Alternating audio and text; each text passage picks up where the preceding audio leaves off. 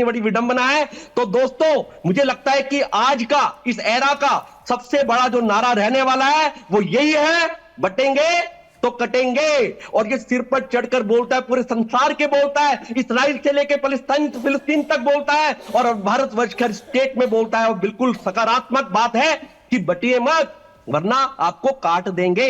ऐसे ही तो हम समाज में भी कहते हैं। हमारे आरडब्ल्यू में परसों मीटिंग थी एक, उस मीटिंग में मुझे लगा मैं हनुमान जी के रोट करने से पहले, जो कि 25 लाख दियों का संस्मरण करने से पहले, जो अपने आप में विख्यात था, मैं उस आरडब्ल्यू मीटिंग में गया तो वो कहने लगे दोस्तों आपस में मत बटो, वरना जहां हमारे बीच में संजीव जी जो आप कह रहे हैं ना, संजीव जी जो आप कह रहे हैं ना, विपक्ष उल्टा आप पर ही आरोप लगा रहा है। संजीव जी, विपक्ष के आरोप आप पर साफ है कि जब राहुल गांधी ने यात्रा की तब आपने कहा भारत टूटा कब था, खंड हुए कब थे, तो अब वो उस पर आरोप लगा रहे हैं। मैं हर्ष दहिया जी से सवाल लेना चाहूंगी, ये वही लोग हैं जो पीडीए की राजनीति करते हैं, पिछड़ा दलित अल्पसंख्यक कहते हैं, लेकिन बाकियों को भूल जाते हैं, सवर्णों को भूल जाते हैं, बाकियों की राजनीति करना भूल जाते हैं। तो फिर बांट तो आपने पहले ही दिया है, तो फिर अब आप कह कैसे सकते हैं कि टूटे कब थे, खंड कब हुए थे? बांटने के बाद टूट गए, खंड हो गए, कर दिए आपने। सबसे पहले तो सभी दर्शकों को और पैनलिस्ट को दिवाली की शुभकामनाएं। मैं ये कहना चाहूंगा सबसे पहले कि हम दिवाली का नमन करें, अपने परम ब्रह्म का नमन करें। दीप ज्योति परम ब्रह्मा, दीप ज्योति जनार्दना, दीपो हरतु में पापम, दीप ज्योति नमोस्तुते। आपको सभी को दिवाली के अवसर पे सद्बुद्धि मिले। तारिक भाई, आपने कहा कि बटे कब थे? 1947 में पाकिस्तान बांग्लादेश क्या यूके से बना या फिर इराक का हिस्सा था, ईरान का हिस्सा था? हमारे देश का ही हिस्सा था। बांग्लादेश और पाकिस्तान इसलिए बना क्योंकि धर्म और जात की राजनीति के उसमें बटे, हमारे में विभाजन हुआ। आप कह दीजिए पाकिस्तान हमारा हो जाएगा आज, अगर आप उसका विरोध नहीं करते तो आप बताइए। पाकिस्तान भी हमारे देश का हिस्सा होना चाहिए, एक अखंड भारत बनना चाहिए, आप बोलिए उस बात को। और आप कहते हैं कि भाई जाति इस देश की एक सच्चाई है, तो आप ये बताइए तारिक भाई कि पसमानदा मुसलमानों को कितना हक मिला है? जातीय जनगणना अगर होगी तो क्या आप उसमें जो आपके धर्म गुरु एक स्पेसिफिक कम्युनिटी के, इस्लाम धर्म में भी जो स्पेसिफिक कम्युनिटी के काबिज होके बैठे हैं, कब्जा करके बैठे हैं, क्या पसमानदा मुसलमानों को उनका हक देंगे? आप मेरे को ये बताइएगा। और देखिए, जाति बिल्कुल क्या कहते हैं सच्चाई है देश की, तो गलत क्या है उसमें? हम सारी जातियों को एक अधिकार देते हैं, सम्मान देते हैं, सभी को बिल्कुल इक्वल अधिकार देता है हमारा कॉन्स्टिट्यूशन। किसी और देश की तरह नहीं जहां पे माइनॉरिटीज को बिल्कुल खत्म कर दिया गया। 15-15, 20-20% से अब वो 2-2, 3-3% बचे हैं।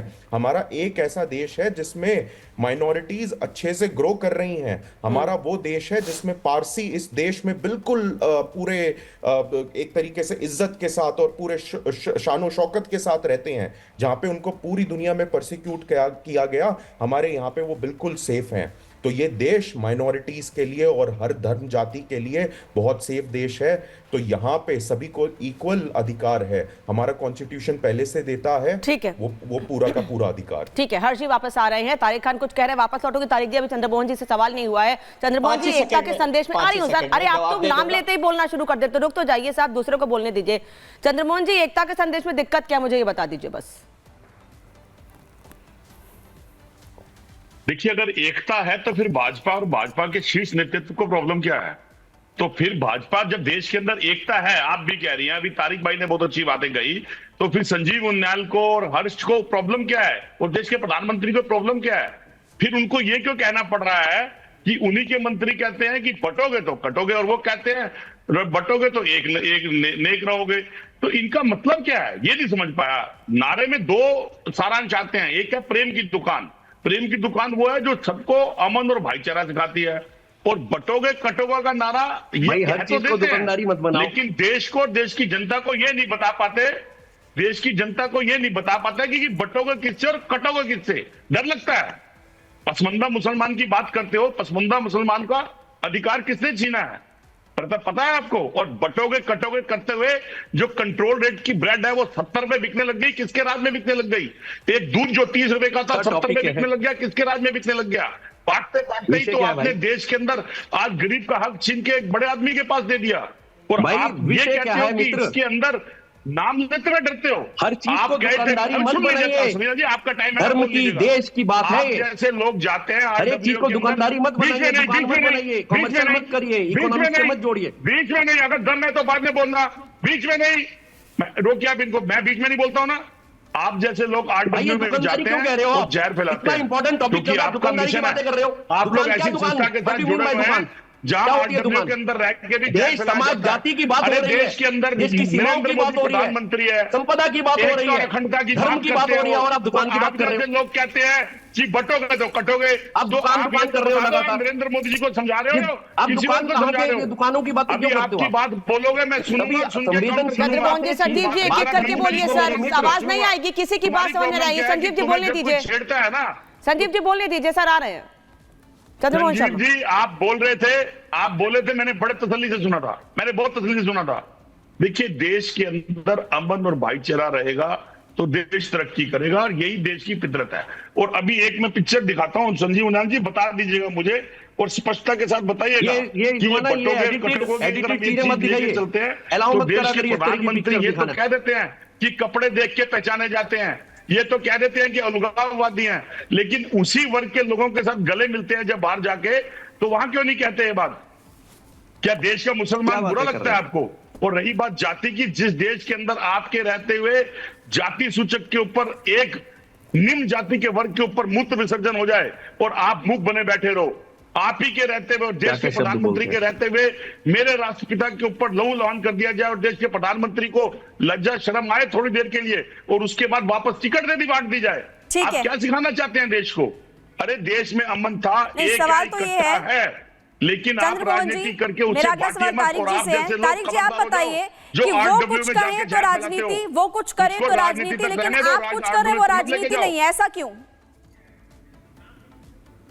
मैम देखिए, अब देश को एक नहीं, रखने की बात करने में कोई अगर दिक्कत हमारा नहीं है। आपको कोई अपने भाई वक्तव्य के- गलत लगे तो चंद्रमोहन आप जी, आपसे तारिक जी पूछिए, सवाल उसका का जवाब देंगे। सब लोग और बोल रहे हैं। बेबाकी मैं चुप जाता हूँ। तो हमने उसके लिए माफी भी मांगी, इनकी तरह पीठ दिखा के भागे नहीं है। अगर कोई काम करता है तो उससे गलतियां हो सकती हैं, होती होंगी। चंद्रमोहन जी, तारिक जी से भाई, सवाल पूछा गया था, आपने ऑलरेडी इतना बोल दिया है। लेकिन इंसान है वो। तारिक भाई को बोलना है यार, देखिए तुम्हारे साथी हैं। देखिए आज दीपावली का पर्व है और मैं सिर्फ इतना कह रहा हूँ, भाई ने मेरे कहा कि 47 में बंटवारा हुआ, बांग्लादेश बना, तो भाई राहुल गांधी ने 1822 में यात्रा नहीं निकाली थी भाई, अभी निकाली थी कुछ साल पहले, तब ये सब हो चुका था। मैं यही एक जायज सवाल पूछ रहा हूँ कि हमने बीजेपी के हर नेता ने पूछा भाई टूटा कब था, टूटा कब था, टूटा कब था, टूटा कब था, कब टूटा था? ये सब बातें राहुल गांधी की यात्रा की पहले थी। तारिक जी, मैं आपको याद दिलाती हूँ, तारिक जी, मैं आपको याद दिलाती हूँ, टूटा कब था? जब आपने एनकाउंटर में जातियां ढूंढनी शुरू की, टूटा तब। जब आपने पीडीए का नारा दिया, टूटा तब, क्योंकि आपने कई लोगों को छोड़ दिया। जहां समाजवादी पार्टी कह रही थी हम बहुत अच्छा प्रदर्शन करेंगे लोकसभा से लेकर के विधानसभा 2022 तक, वहां लोग उम्मीदें लगा करके बैठे हुए थे, लेकिन आपने जातिगत राजनीति की, उसका नुकसान आपने उठाया विधानसभा के चुनावों में। हर्ष दाहिया जी, अभी जो आपने बातें सुनी, आ रही हूं मैं आपके पास भी लौटूंगी, लेकिन एक काउंटर क्वेश्चन लेना चाहती हूँ। प्रधानमंत्री ने क्या कुछ कहा है, पहले वो